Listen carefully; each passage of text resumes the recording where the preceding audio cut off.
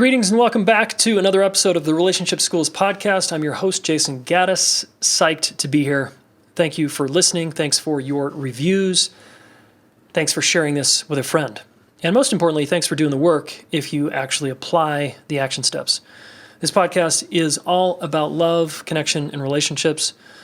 If you are new, welcome. That's what kind of we stand for here. A lot of it's in the frame of long-term relationship, because that's the hardest relationship. If you can figure that one out, I believe other relationships and complicated people are easier.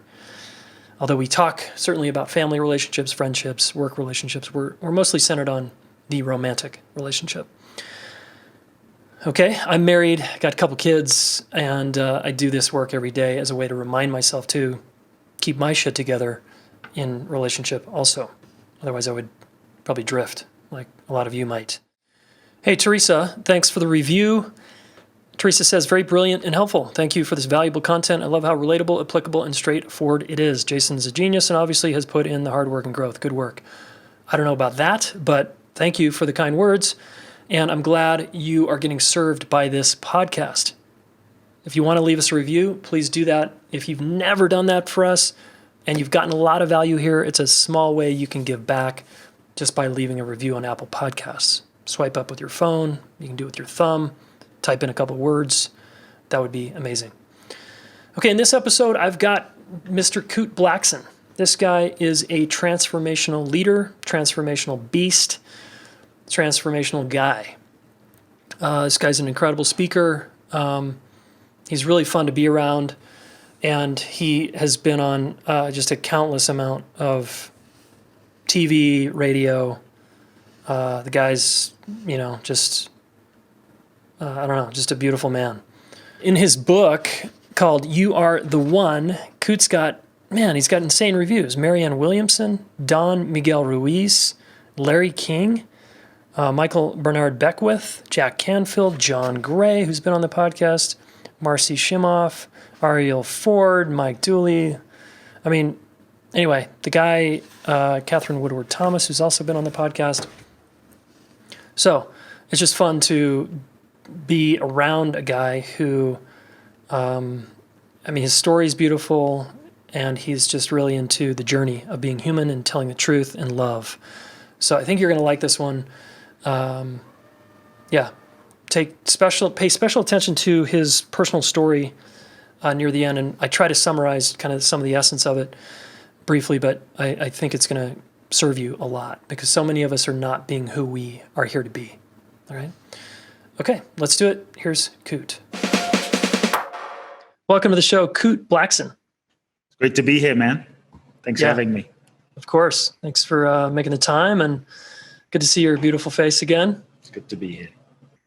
Kute, I just introduced you there, but I would love it if the listener could hear from you. Like, who is Kute Blackson? What, in a minute or two, who are you? A minute or two is a challenging question. That's probably going to be the most difficult question you asked me today, brother. Born in Ghana, West Africa, father's from Ghana, mother's Japanese, grew up in London, live in Los Angeles, Phoenix, Tulum. Feel like a citizen of the world. Who am I? An ever-evolving being, who's always been, from a very young age, I've felt deeply called in some way, shape, or form to serve humanity. And there was a calling I felt when I was age 5. I didn't know exactly what it was going to look like and how that was going to express, but I felt this kind of insatiable, burning desire. I was a young kid who I felt people's pain. I felt the pain of those around me in some way, and I don't know. I wanted to help. I didn't know how, but I really felt this burning feeling, compassion to make a difference for people in some way. And I grew up in a somewhat interesting environment. My first memories as a young boy was I was probably a chubby kid around age 6, 7 in that zone, 6 to 8 around there. And I was in Ghana, West Africa, and I saw a crippled woman crawling on the floor. She picks up the sand. This man walks on, wipes it on her face, and stands up. And so week after week, I grew up in this environment where I saw the man whose hand she picked up look at a woman in a wheelchair and say, "Stand up. Why are you in this wheelchair? You're not sick." And someone would stand up. People would come in with crutches, and this man would say, "Throw your crutches away."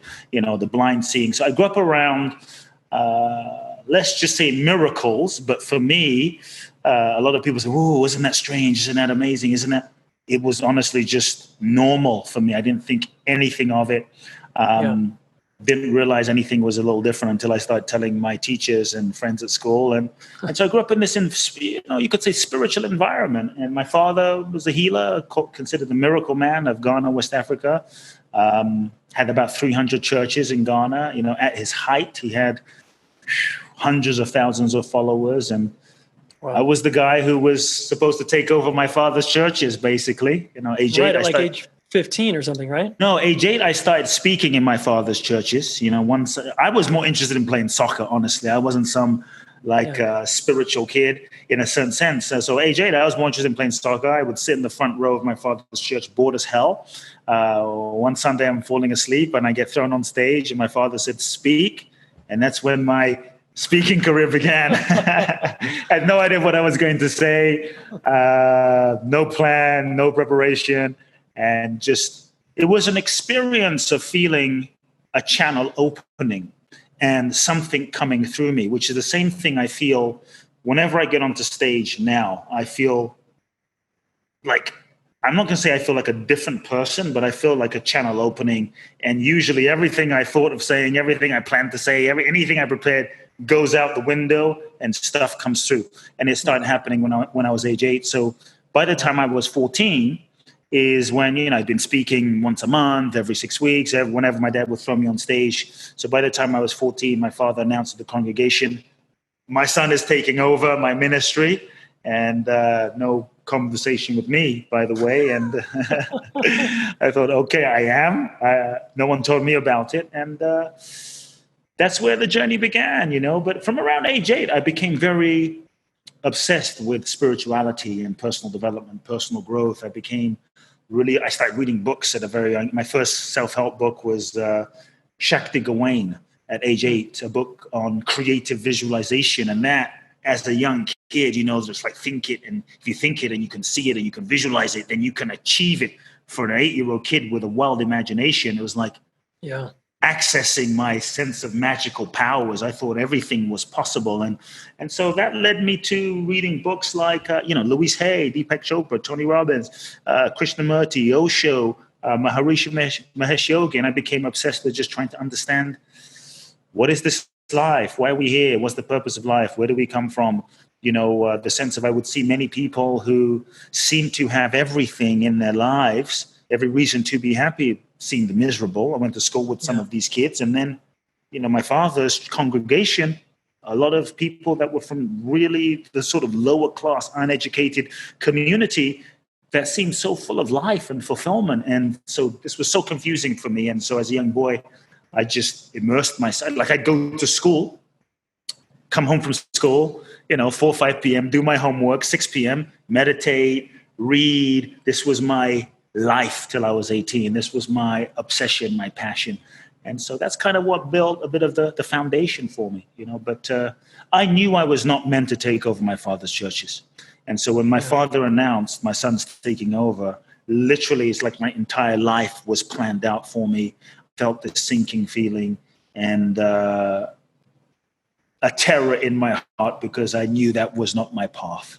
Right. But honestly, I was just too afraid to have the conversation with my father, this iconic guy, a guy you don't argue with, a guy you don't go against. It's his philosophy is my way or is my way. You choose which way you'd like it to be, And so I just wanted his love and his validation. And my fear was, if I truly dare to speak my truth, if I truly dare to tell him how I feel, if I was really honest with the fact, like, I don't want to take over your churches, for me, that was akin to, that was like a death. You might as well have just killed me. And it was so scary for a 14-year-old kid who idolized his father. And so I said nothing.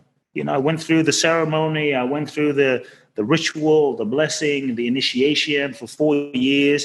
And, it wasn't terrible because I wanted to help people. So I figured maybe this is how I do it. But I think deep in my heart, there was always this niggling knowing, this sneaky feeling, this this deep knowing that this was not aligned. This was not my path. This was not my truth. But the fear had me, and took me till I was about 17 and a half to finally, 17, 18, to finally muster up the courage to have the conversation with my father and look him in the eyes, I was terrified. I was, people think, oh, you have to get over your fear, get rid of it. I was terrified, thinking about the conversation, having the conversation, during the conversation, after the conversation, shaking and feeling guilty, feeling like I was betraying my father, feeling like I was devastating him, breaking his heart. And my fear that I'd never have a relationship with him again. And, for me, what happened was I looked into my future and I saw that I could be successful by everyone else's standards and kind of live his version for my life. But if I didn't have myself, what the hell do I have, Mm-hmm. And that reality, when I really sat with it, was more painful than the alternative. And I looked into the path I felt called to. I wanted to go into self-help and teach and seminars and write books. And I looked into this path, but I had no idea what it meant. I had no idea what that path looked like. There was no roadmap. There was no game plan. There was no school for it. All I knew was I was called in a different direction. And it just felt like diving into the unknown abyss of just nothingness. But yeah. I knew I had to go. And so that was a really pivotal moment in my life, terrifying, scary moment of really, you could say, owning my life, but being willing to tell myself the truth. Mm-hmm. And it was challenging, really challenging. My father and I, we didn't speak for 2 years. And, okay, so he didn't take it well. It's funny because when we had the conversation, my imagination was he'd be screaming and shouting and, and because he's a very intense guy. And he just said, "Are you sure?" And I said, "Yeah." He said, "Are you really sure?" And I was like, "Yeah." And that was it. It was almost worse. The silence was almost worse than the anger, because that was it. We didn't speak after that again. And I felt profoundly alone. The only support I had was from my mother, but I felt profoundly alone. I felt like God had given me this vision, and yet I chose not to go to university, didn't come from a rich background, had no financial support, no university education, knew no one in the US. And I felt so compelled, like the knowing that I was being guided in a direction and yet no idea how the hell it was going to happen. And so it was so terrifying. And I just felt like I was sitting in the unknown, in a desert, without any sense of direction. And I remember one day just praying to God saying, why have you given me this vision without any direction? And I was just crying, like, I made this tough decision to speak to my father. I felt like I'd given up my life, and here I was. And it was really challenging. Really, sometimes people think when you find your dream and your vision, everything goes well, and the stars align. The stars align, the violins come out, the unicorns, everything is the effortless flow of the possibilities of the universe. That's when the hell started for me, Yeah. Honestly, the challenges, the difficulties, the fear. So it was difficult. And did you have I imagine you had a lot of self-doubt come up and you were like, well, maybe I shouldn't do this because you were so alone and your dad was not talking to you. Like, was there any part of you in doubt? It's so strange. I felt the calling, the impulse was undeniable. If it wasn't that strong, I would never have made this choice. But there was this impulse in me that was guiding me, that it was beyond myself. It was beyond what I wanted. Like, I just wanted my dad's love, but something else was like, no. Like, it was like there was like my mind, which was like, nah, maybe you should stay. It's, everything is set up for you. But my soul was like, no, we're in charge. And I honestly felt like I didn't have a choice. Okay. That's how it felt. Yeah, and so cool. It was scary. It was going into the unknown. It was terrifying, but there wasn't really an option And so I think the 4 years for me was a process of really being ruthlessly honest with myself about the truth of what I felt. Because I think for those 4 years, there was always a constant negotiation. And I think in so many ways, we negotiate our truth. We negotiate our destiny. And I was always negotiating, well, maybe I could, take over my father's churches and do this thing. Maybe I could, maybe this is what I'm called. Maybe. And I was constantly negotiating for 4 years. And I knew it was bullshit. I knew it wasn't true, like deep down. And I just had to acknowledge this is not true.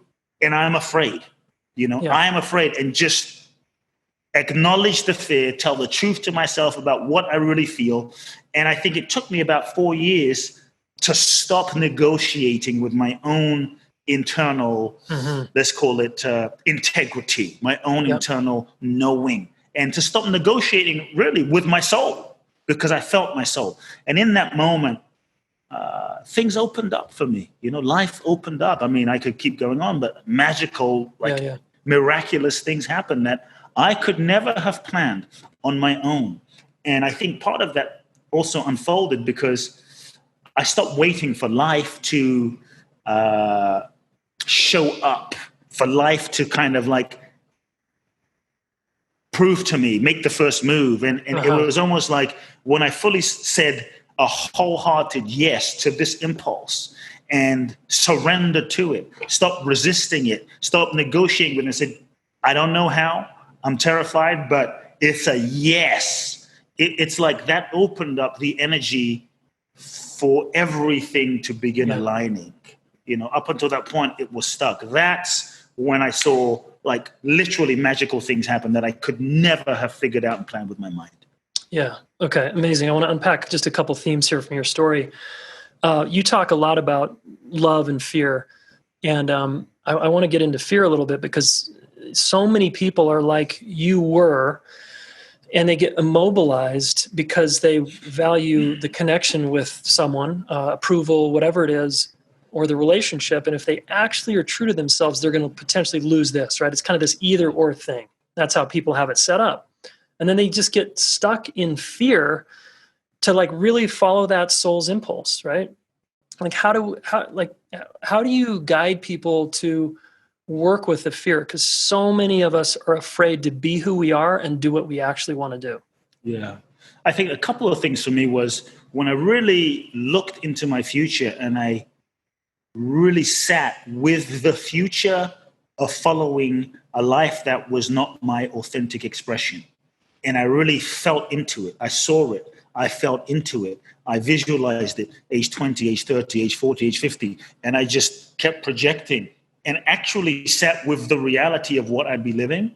So when I projected into the future, it felt like a soul suicide. And so for me, what was really profound was just the willingness to sit with the pain of living out of alignment, the pain of this reality. And when I really sat with that, it was, and I didn't disconnect from it. I didn't avoid it. I didn't run from it. I didn't distract from it. I just sat with the reality of like, this is the life I'm going to be living that's totally misaligned from my own heart. It was really painful. And I just sat with that pain. And it broke my heart. It really broke my heart. And I realized that no matter what I achieve, no matter what I do, I'll never be truly fulfilled living someone else's version for myself. And if and there was a realization for me was, I was scared, I was terrified, but I realized if I pretend to be someone that I'm not in order to get love from my father or whoever, in this case, my father, if I pretend to be someone that I'm not to get his love and validation now, I'm going to have to do this for the rest of my life.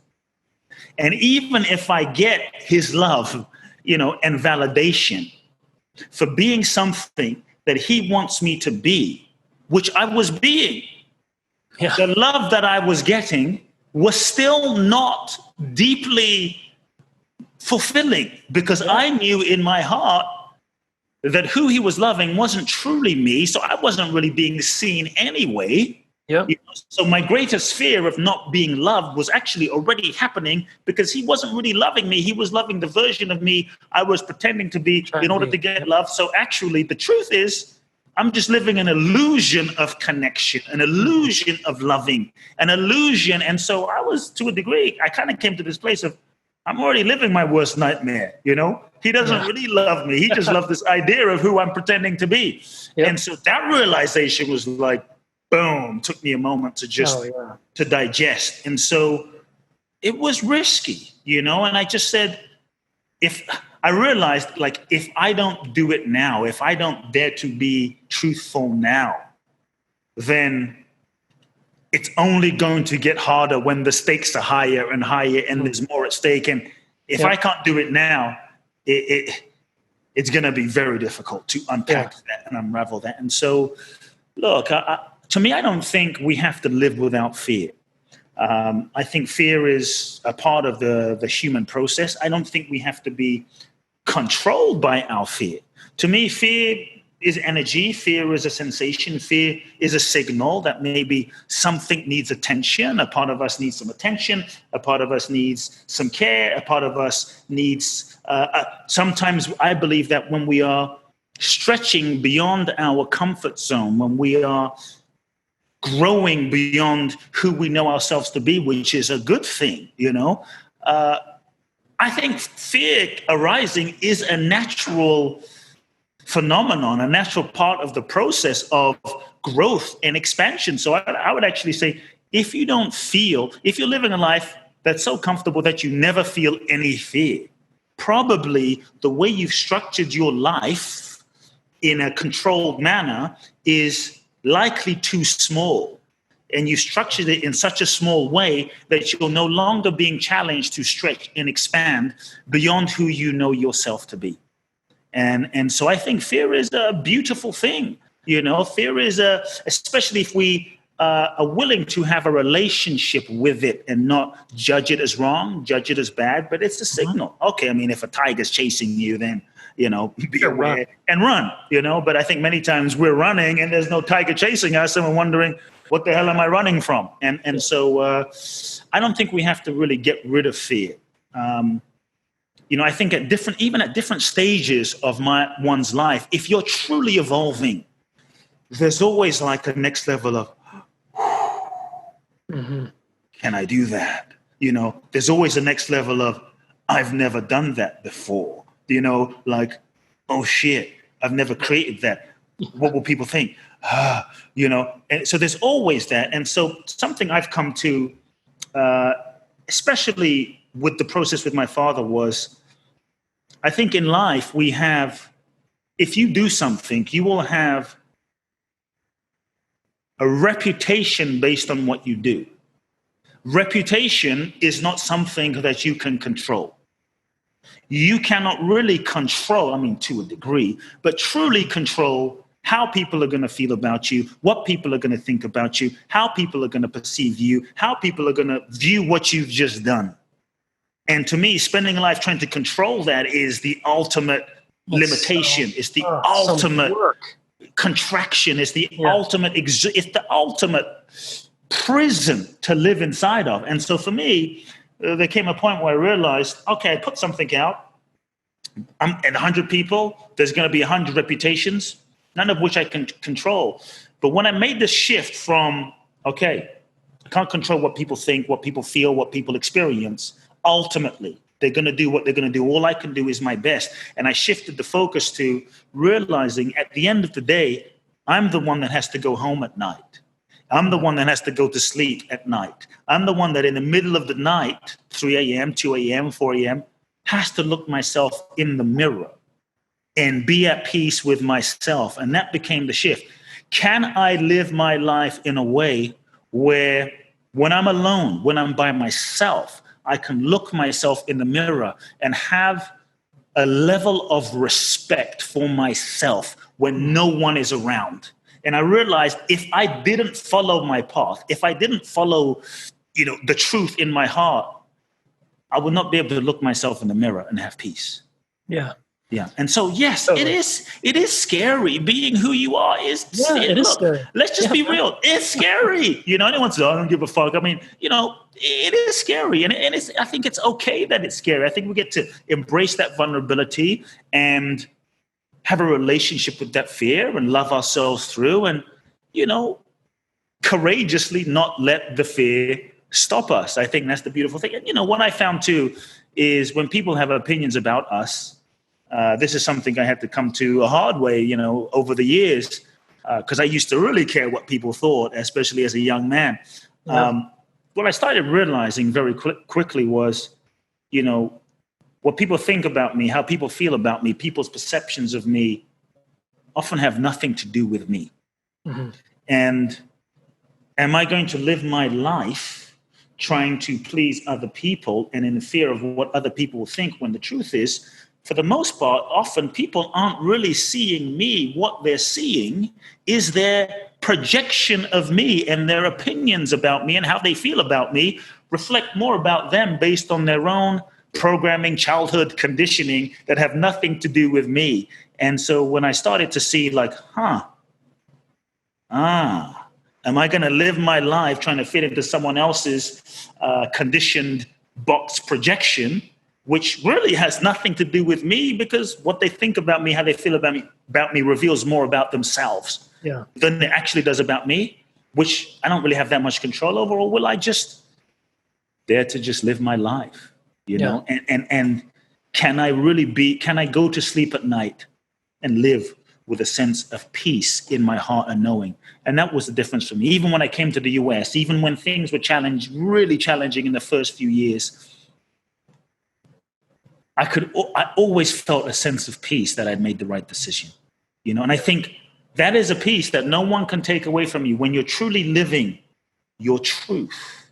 And I think for me, that's been a big thing in my life. I think one of the things that often keeps us stuck as human beings the most are all the ways we lie to ourselves, all the ways we bullshit ourselves, all the ways we don't tell the truth to ourselves. We stay in that relationship that we know maybe has never been aligned or isn't aligned or is no longer aligned, but we stay because we've invested so much. We're afraid of hurting the other person. We're afraid of, we feel guilty. We're afraid of what people will think. And so we do so many things where we betray ourselves. We do so many things where we shortchange our truth. And I think each time we do that, we withdraw from our own sort of respect and trust account with ourselves. Yeah. And so for me, truly doing my best to honor my truth, honor one's truth, I think is such an important thing. Yeah, absolutely. Okay, a couple of things to underscore there. One is when you looked, just the exercise alone, this is really for the listener to remind you listeners to sort of take notes here of Kute's story, is when you were faced with that fork in the road, it seemed like you be myself or be who my dad wants me to be. Forecasting ahead, I really like that as like an exercise, and actually sit with the pain. If you keep saying, like, living in sort of self-betrayal and being someone who others want you to be, can you actually sit with that pain? Because so many people miss the cues, they miss the feedback because they medicate over that pain. They're not willing to do what you did. That seems really essential for the listeners. Like, okay, be with the pain of, like, traject your life out 20 or 30 years doing what you're doing. Is that actually fulfilling? And you're probably going to say no. Yeah. So then are you willing to be courageous enough to be you? Yeah. And like Kute's life, he didn't have like a map. There was no like violins playing, like he said, right? It's just this unknown mystery, but things started to happen for him. So I just really love the courage you had. I mean, I feel similar in my journey. It took me a lot longer, where I was being who my dad wanted me to be, playing sports and doing the things. And, I was working out. Everybody thought Jason had a great life, but I was deep down inside miserable. Yeah. Right? And drinking and doing drugs. And so it took me some time to finally get, like, actually who I am is this. Yeah. I'm sensitive. I'm emotional. I'm a relationship teacher. I'm a healer. So anyway, thank you for the reminder and the lesson there. Yeah. I think many ways we're so busy distracting ourselves. We kind of feel the truth bubbling inside. Here's the thing. Oh, yeah. We all feel it, man. We all have the sense like something's not right. And how we often know is there's pain inside, you know? Yep. There's something that's painful, feels painful inside. To me, that pain is a signal. But what we often do, because we're afraid of what the consequences might be, is we said medicate it, or we shop it away, we online it away, we social media it away, we sex it away, whatever it is, to just not truly get in touch with the wisdom and the message of that pain and feel it. You know, and I think it's so important. We either distract from it, or sometimes we spiritually bypass it in a certain way. Right. You know, like God is great, everything is perfect. Great. Or we use, it's all perfect, or we use sort of like, we can even sometimes use gratitude as a false way to not own what we really feel. No, I'm really grateful for this relationship. I'm really grateful for this job. I'm really grateful, when the truth is, underneath that is a deeper truth that, wait a second, it's not working. And so just the willingness to own your truth about what you're feeling and feel it and not bypass it, I think, is important. Yeah, totally. Hey folks, quick interruption. Do you ever find yourself going in loops when you fight with someone and you can't get to the bottom of it? You can't get to zero, and you can't relax, and they can't relax. They continue to feel misunderstood. You feel misunderstood. You go your separate ways. You sleep on it. It doesn't get better, and hopefully time takes care of it. Well, if that's you, it's normal and understandable, because you and I never learned how to work through conflict very well. That's why I created the Relationship School, really. And it's also why I created a 2-day event that I want you to come to called Accepted and Connected, because that's what you get when you earn your way through conflict, is you feel accepted and connected. And that feels really good. It's what all of us want to feel, right? Conflict's normal, but it's important to learn just a few things on how to get through it, and how to get to zero, and how to relax and clean up the mess after it happens. So come join us, okay? Here's what Peggy had to say about her experience.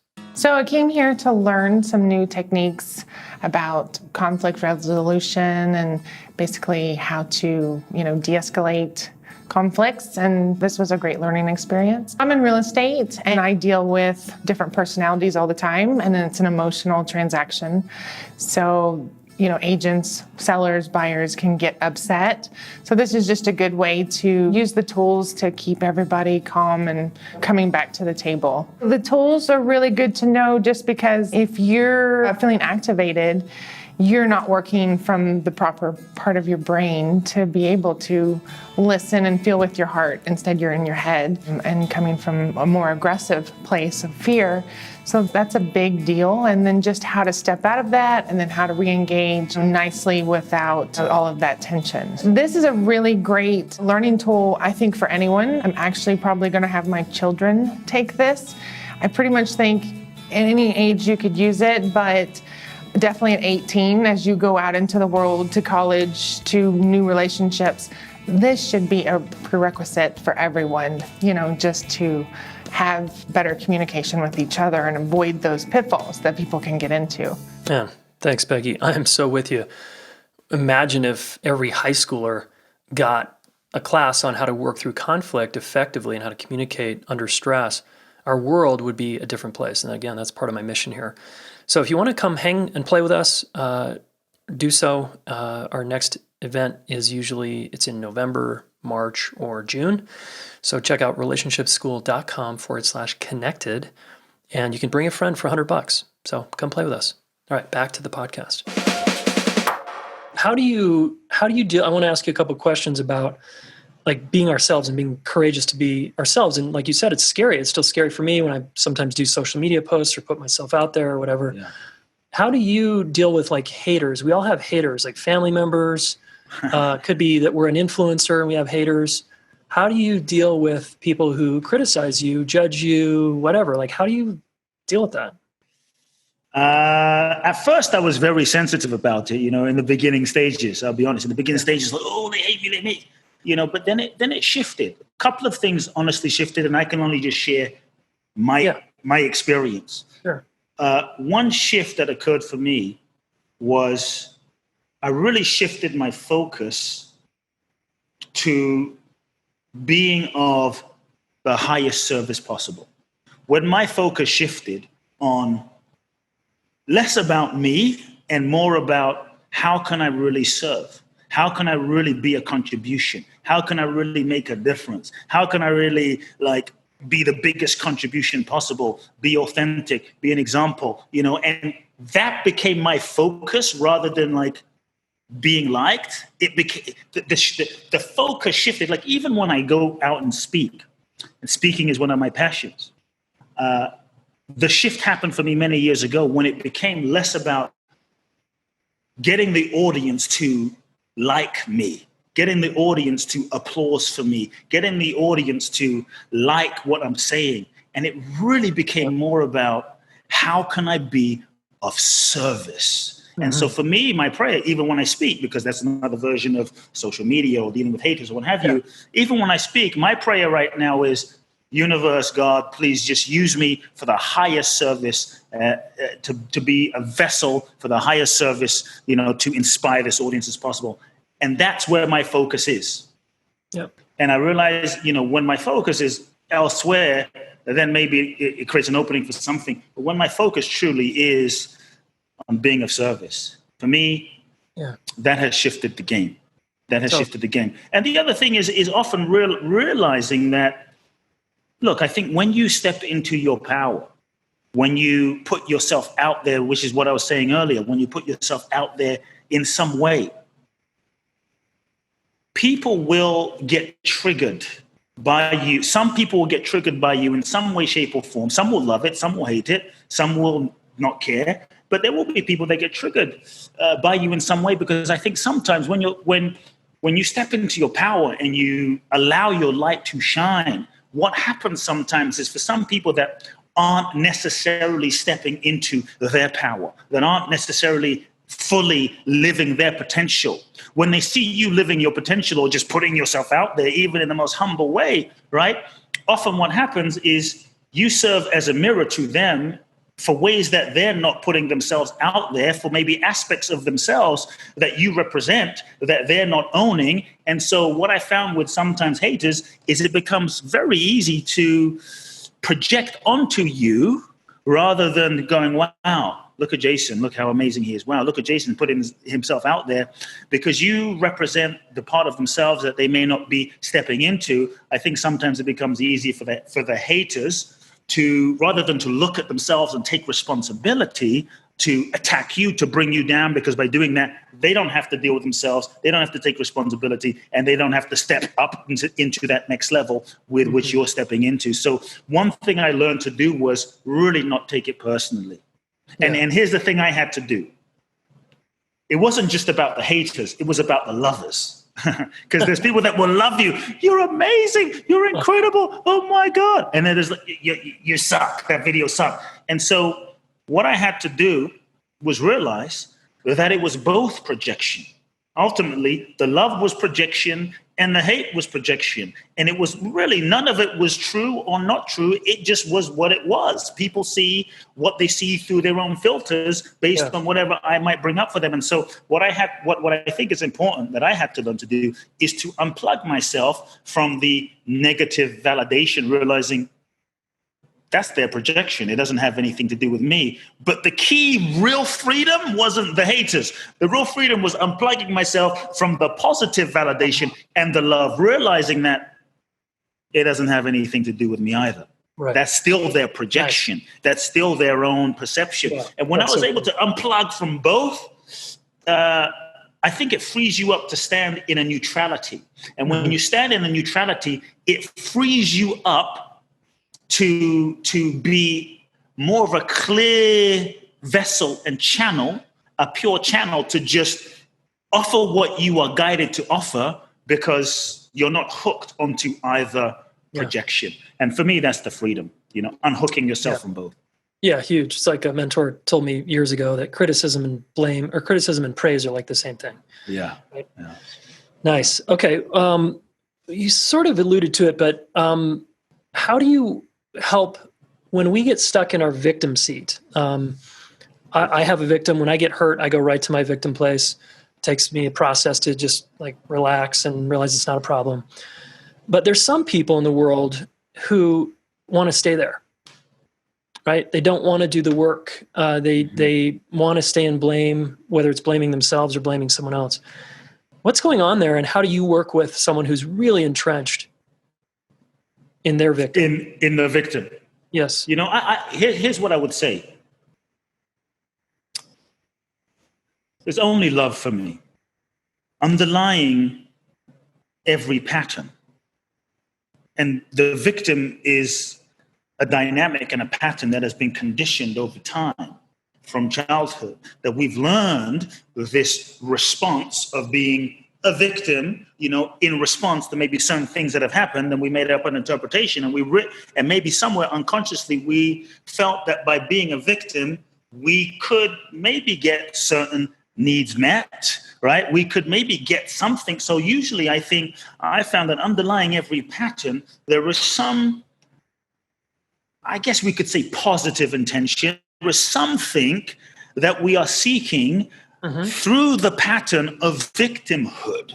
And so what doesn't work is when we see this pattern within ourselves about being a victim, and then we just start beating ourselves up for being a victim, and what's wrong with me, and I shouldn't be a victim, and, you know, Eckhart Tolle says I shouldn't be a victim, and Kute says I should be a victim, and Dalai Lama says I should be a victim, and Buddha says I should be a victim, and it's bad. And, you know, by judging ourselves, we just reinforce ourselves even more into the very pattern, and it's almost as though we become a victim to the pattern of being a victim. Right. And so I think what's really important is to realize that even the victim pattern, there is something we're seeking through that pattern, through that conditioning, through that way of being. And I think if we can take a step back and learn to get into relationship with that victim aspect of ourselves, with that part of ourselves, to hold it, to really seek to understand it, and really get to the deeper sense of what is it that I'm getting out of this pattern? What is it that I'm seeking through being a victim? Am I seeking love and validation? Am I seeking connection? Am I seeking, you know, people feeling sorry for me? Oh, poor you, poor Jason. Oh my God, you're a big, oh my God. And maybe that's how I've learned to get kind of some connection growing up as a child. For instance, let me give you a quick story. I worked with a client many years ago. This was like 12, 13 years ago. And she came to me and she said, the story's a little blurry, but it went something like this. She came to me and she said, Kute, I have a confession. When I was 11 years old, I couldn't walk for 6 months. And this is a woman who, she really wasn't owning her power because she was so in being a victim about her life. And that was, you know, always feeling sorry and blaming other people and playing weak and being a victim and not really saying, boom, this is who I am. And she had a confession. Her confession was, Kute, when I was 11, I couldn't walk for 6 months. But the truth, she goes, I've never told anyone this. The truth is, I could actually not walk for maybe a month. But during that time, I got so much love from my father. I got so much connection from my father. This guy who was too busy, wasn't around, you know, didn't make time for me, gave me so much love and gave me so much connection and gave me so much care that I played the victim. I played weak. I played this role. I learned to play this role for the next 5 months because that's how I thought I could stay connected to him. Yeah. And so in many ways from childhood, I think we become conditioned from childhood. Two things, you know, we're born free. You know, we're not born victims. We don't come out of the wombs, oh, I'm a victim. We come out of the womb sort of alive, vibrant, free, in touch with the divine. And to me, two things happen. Number one, we're born into an environment where we're dealing with our parents and maybe they're around, maybe they're not around. And so as a result, we maybe there's neglect, abuse, codependency, emotional neglect. And so we learn a certain strategy to disconnect and not feel and shut down. And we sort of kind of disconnect from a part of our feeling. But then we learn a certain mechanism, which is a survival mechanism, victim being one of them. We learn a certain way of who do I need to be in order to sort of get love and fit in. And so we develop roles and masks and personas. And so I think victim is often one role, mask, persona, survival mechanism that we've learned to develop. And so I think if we can realize that it's not who we are, it's just who we have been mostly maybe unconsciously conditioned to be to try and get something. And when we can realize, what is it I'm seeking through this? What is it I'm trying to get through this? And become conscious of that, own that, and then, love ourselves through that, because that part of ourselves that is a victim is only trying to get us something beautiful and amazing, but this is the way that it knows how to get it, Yeah. And so then I think we can learn to at least bust ourselves and be honest, and then begin to take responsibility for our lives, not judging ourselves for being this victim, but compassionately loving ourselves for the role it served in our lives. And I think that's when through love, that's when the healing can happen, the transformation can happen, and we can love ourselves through. I think that's where I would start. That's where I would begin. Yeah, cool. I mean, it's I love the frame of, and I feel similarly. It's our strategies are, there's an intelligence, right? It's like, Yes. I don't want to get hurt. I don't want more pain. So I'm going to develop a strategy that keeps the big people around and makes me friends. But pretty soon, if I'm in that strategy long enough, I'm going to be pretty miserable because it's not me. Yeah. Yeah. We are, yes, maybe we are playing the victim, but the victim is not who we really are. It's just who we've been conditioned to be. And we essentially, we are not our conditioning, even though we think, no. This is just who I am. It's who I am. But I like to ask, is who you are who you really are, or is it just who you've been conditioned to be? And I think the more we can wake up to the patterns of our conditioning, the more we can truly access the freedom within ourselves to choose, because many times we think we have free will, but the more we're stuck in our patterns of whether it's being a victim or being codependent or being a certain role, we really aren't free. We don't have the free will to truly meet the moment fresh and alive in this moment with total awareness. We're just kind of reacting from our past. And so I think that's a place to start, the awareness of, wow, what is my conditioning? How am I conditioned? Because many times we're not conscious of the conditioning. For instance, the victim pattern often just plays out unconsciously, and we collapse into it without realizing it. Only maybe a week later are we aware, I've been stuck in being a victim. Or we get into a relationship and our partner points out to us, why are you being a victim? And so awareness is I think, a huge first step. Cool. As we wind down, I got a couple more questions. You could probably do a whole dissertation on this, the answer to this question. How you've talked about letting go of our past. I know we could talk for hours about how do we actually do that, and you have workshops in your book, and you've got a lot of ways to deal with that. How does one what's the short, pithy version of maybe one thing we can do to let go of our past? Wow, man. So that's like a 12-day workshop that's like a lifetime workshop, in like 2 minutes. How to let go of our past. You got 2 minutes, go. 2 minutes, go. I really think it's delicate. It's a lifelong path. It's a lifelong process. I think it's the process of kind of the work we are here to do as human beings, is the unraveling and the letting go of our past. But I really think, just in a nutshell, and there's so many different places I could go, I think in a nutshell, we have to be willing to tell the truth to ourselves about what we feel. But also I feel we have to be willing to feel some of those things that we have learned growing up to not feel, to shut down, to disconnect from. I was saying, as children, we're born free, we're alive, we'll jump on the table, we'll sing, we'll run naked, we don't care. And then shit happens, and then we start, dad screams at us, and mom doesn't show up, and we're neglected, we're abandoned. And so slowly we learned in so many ways to shut down parts of ourselves in order to just not feel the craziness around, to not feel the mental illness, to not feel the anxiety, the stress, the alcoholism. So we start learning to shut down so many parts of ourselves that we're not even conscious of. It's a survival mechanism to just function, survive, and just get through. And maybe it served us when we were 5 years old and 10 years old,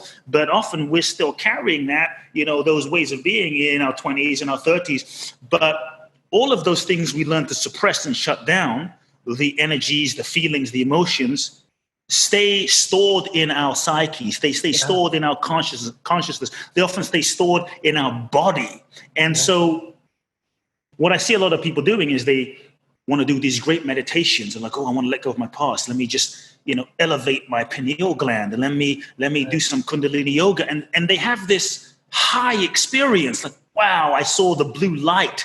And then they come out of the meditation, go into relationship with their spouse, and all shit breaks loose, and their anger and all that stuff is coming out. And so I think to truly let go of our past requires the courage to be human, requires the courage to really embody and be human and get into our bodies and have the courageous willingness to feel our feelings.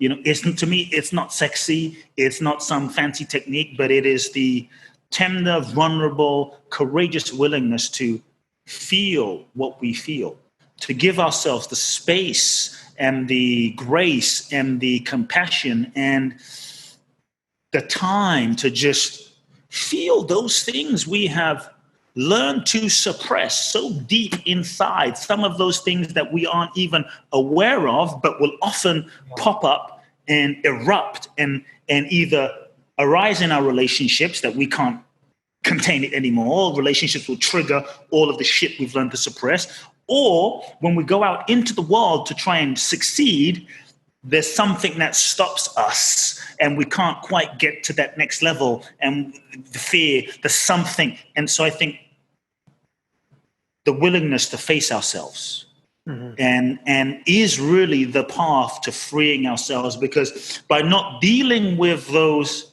stored, suppressed emotions within, anger, fear, sadness, hurt, guilt, shame, I mean, the list goes on,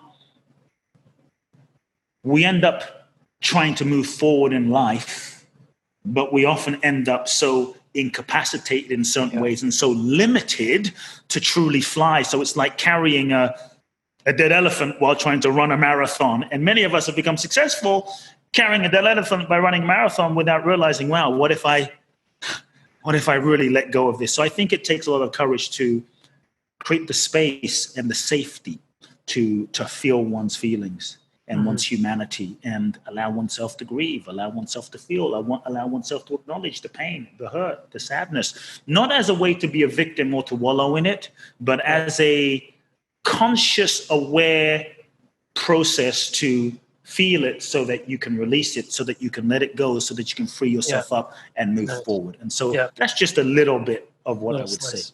Thank you. Well done, man.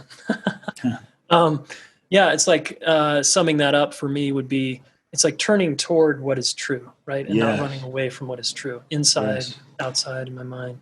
Yes. Kute, how do we, I'm going to make an assumption here about you because you're a person of color, that you've experienced racism. Is that fair? Yeah. Finish your question, but the answer is, of course.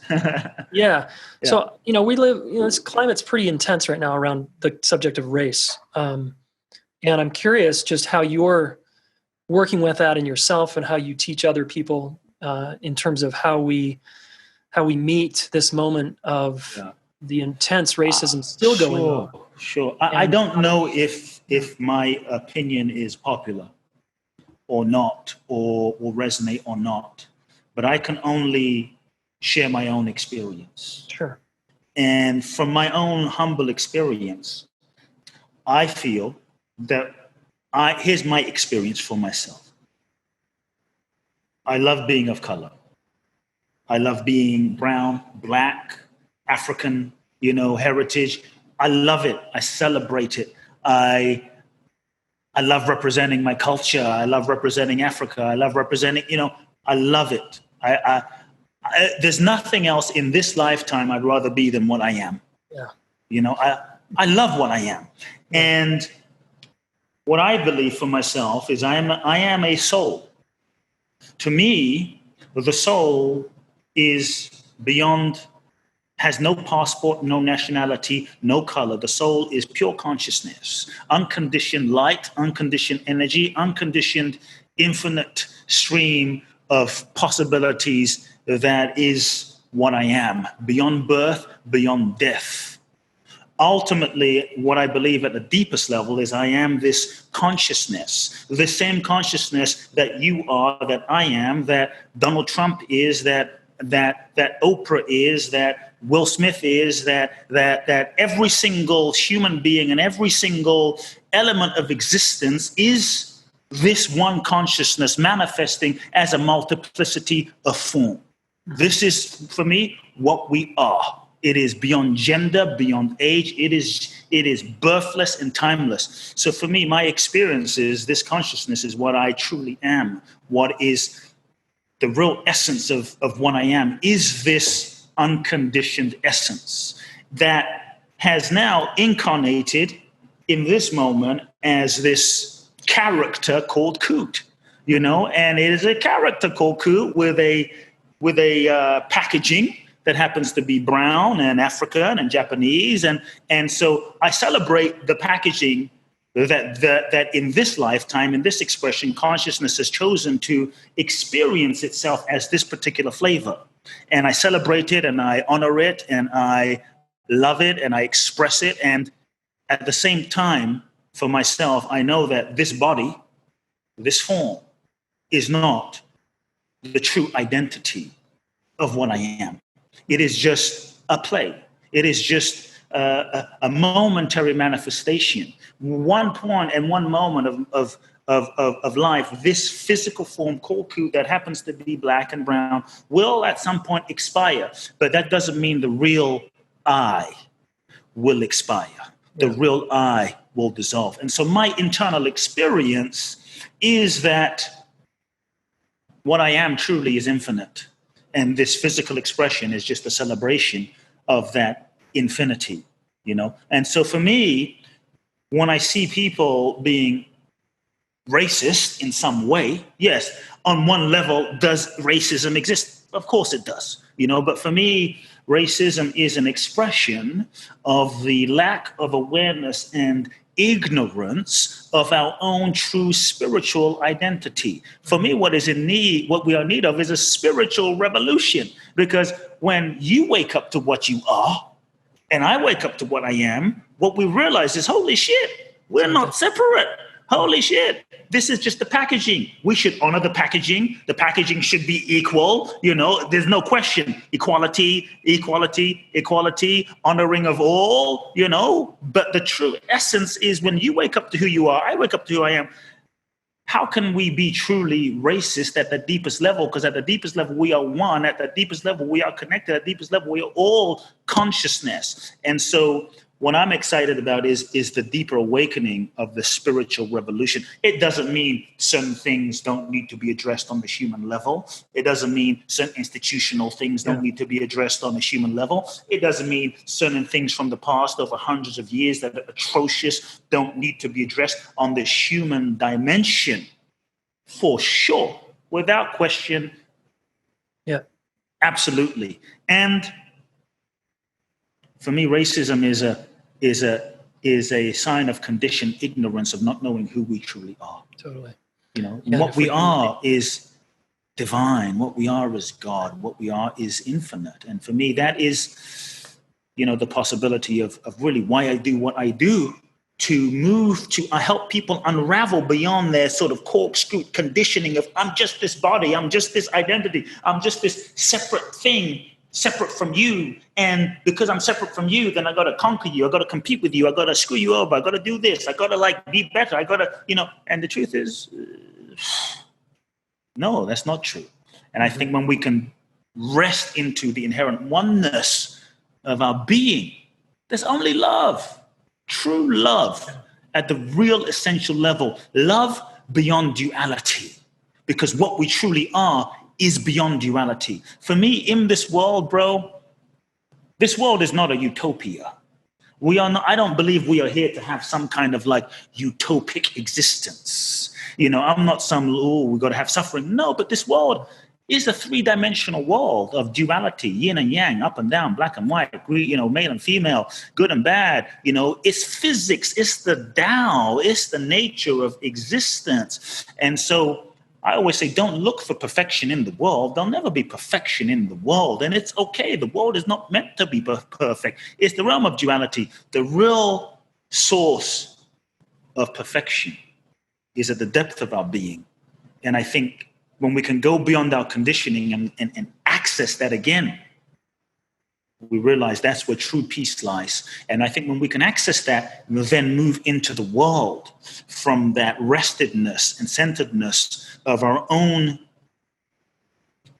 let's say, transcendental, our own centeredness, our own oneness, our own truth. Then we can be peace in the world and experience peace wherever we are and be a force for love. Then I can see who you really are, and you can see me for who I really am beyond the form. Let's honor the form, but we're also so much more. Yeah, so much more. Yeah, I just really hear that message of love, right? Like when I am with a couple, for example, and they're working out their differences, whatever their issues, right? When they can both kind of come back into their heart and back into love, the fight's gone. Like the differences don't matter, and I'm back in love again. Like, oh, okay, we're just the same beautiful human being on a journey, struggling in this moment. Yes. So thanks for that beautiful reminder. Kute, where can people find you and your amazing book? You are the one. I'm glad you have the book, the paperback. You are the one. You are the one on Amazon. A book written from my heart. I hope everyone gets to read it. You can find it on Amazon for sure. A couple of websites, kuteblackson.com. People can go there, find out about my work in general. Instagram, Facebook. One of the things I love doing the most are my journeys to Bali now, and I do it twice a year, July and this December we're going. And so that's www.boundlessblissbali.com. If people want to go through a process of 12 days of unraveling, they can find out more there. 12 days of letting go, right? Yeah. Unconditioning. We got the 2-minute version. You're going to do the 12-day version. That's right. Okay, cool. One last final question that I ask every guest. Sure. One of our missions here at the Relationship School is to reach 1 million teens and young adults with relationship education, so kids know how to work their shit out with each other. Oh, that's beautiful. Can love better, right? And if I were to have a room full of 1,000 high school students, say, and I could only share one thing with them about relationships, and you were whispering in my ear, what would you want me to tell them? Wow, man. One word or one sentence? A statement, a little Dharma bomb, whatever. I would just say, these are teens, right? Yeah. I would just say, you are enough. You are whole, perfect, and complete. The love that you seek is not outside of yourself. The love that you seek is within your own heart. And truly learn to love yourself first, because all relationship is a mirror manifestation of yourself. There is no relationship out there. There is really only a relationship out there that is an expression of yourself projected out there. So when you truly nurture that relationship within yourself first, all relationships will start reflecting to you the mirror of what you are. And so you are enough. Love yourself. It's all there. Amen. Cool, brother. Thanks so much, Kute Blackson, Thanks for having being with me. us. Thanks for doing what you do in the world, bro. Thank you for having me. Okay, action step. That was a good one. Kute, I think there was a lot of nuggets in there.